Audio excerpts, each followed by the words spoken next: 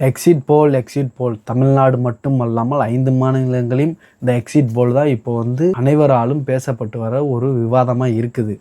இந்த எக்ஸிட் போல்னா என்ன? இந்த எக்ஸிட் போல் வந்து தேர்தலோட உண்மையான முடிவை வந்து குறிக்கிறதுக்கு ஒரு முதற்கட்டமாக என்பதை வந்து இந்த வீடியோவில் பார்ப்போம். நான் உங்கள் எக்ஸிட் போல வந்து யார் வெளியிட்டிருக்காங்க, எந்தெந்த கம்பெனி வந்து வெளியிட்டிருக்காங்கன்னு பார்த்தீங்கன்னா, my India, people plus, Chanakya, times now, அக்னி, இந்த 5 கம்பெனிகள் தான் வந்து வெளியிட்டிருக்காங்க. மை இந்தியா மட்டும்தான் இது தாவேக்கா வந்து 128 இடங்கள்ல வந்து வெற்றி பெறும்ன்ற கணிப்பை வந்து சொல்லியிருக்காங்க. டைம்ஸ் நவ் வந்து ஏடிஎம்கேவுக்கு வந்து சொல்லியிருக்காங்க. மிச்ச 3 கம்பெனிகள் வந்து டிஎம்கேவுக்கு தான் கணிப்பை வந்து சொல்லியிருக்காங்க. அவங்க தான் ஆட்சி அமைக்க போகிறதாண்டு.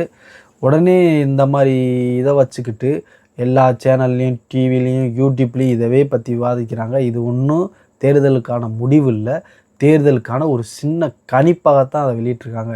இது வந்து என்னென்னு பார்த்தீங்கன்னா, நம்ம இந்த எலெக்ஷன்லாம் முடிஞ்சு கிட்டத்தட்ட ஒரு கிராம பகுதி மற்றும் நகரப்புறங்களில் போய் நீங்கள் யாருக்கு ஓட்டு போட்டீங்க, இது இந்த மாதிரியான சர்வே பண்ணி இவங்களா ஒரு கணக்கை கொண்டு வந்து தான் இதை வந்து நம்மளுக்கு வந்து எக்ஸிட் போல்னு வெளிப்படுத்தியிருக்காங்க. எக்ஸிட் போல்டு வந்து நம்மளுக்கு எல்லா இடத்துலையும் கூறி இதற்கான கணிப்பை வந்து ஒவ்வொரு ஆளும் ஒவ்வொரு விதமாக கணிச்சு வச்சுருக்காங்க.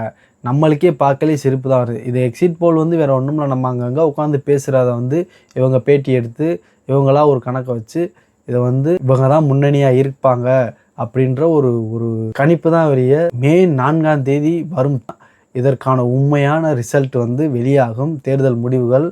அதனால் இதெல்லாம் வந்து சும்மா உருட்டு பொழுது போகாமல் நம்ம மக்களை வந்து, அதாவது அரசியல் ரீதியாக ஆர்வமாக இருக்கவங்கள வந்து ஒரு பீதியை கலப்புற மாதிரி ஒரு வேலையெல்லாம் பண்ணிக்கிட்டு இருக்காங்க.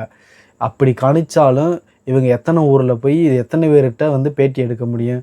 அதுக்கான வாய்ப்புகள் மிகவும் குறைவு. அதனால் இதெல்லாம் பெரிய விஷயமே கிடையாது. இதுதான் எக்ஸிட் போல். இப்போ எக்ஸிட் போல்னு யூடியூப், இது நியூஸ் சேனல், பேப்பர் எல்லாத்துலேயும் போட்டுக்கிட்டு இதைத்தான் 2 நாளாக போட்டு ஊட்டிக்கிட்டு இருக்காங்க. மே 4ஆம் தேதி தான் உண்மையான முடிவுகள் வந்து யாருக்கு எத்தனை தொகுதி, யார் வெற்றி பெறுவா, யார் முதலமைச்சர் ஆவான்றது தெரியும். யார் வெற்றி பெறுவான்றதை நம்ம அனைவரும் வந்து பொறுத்திருந்து தான் பார்க்க வேண்டும். அடுத்த வீடியோவில் சந்திப்போம்.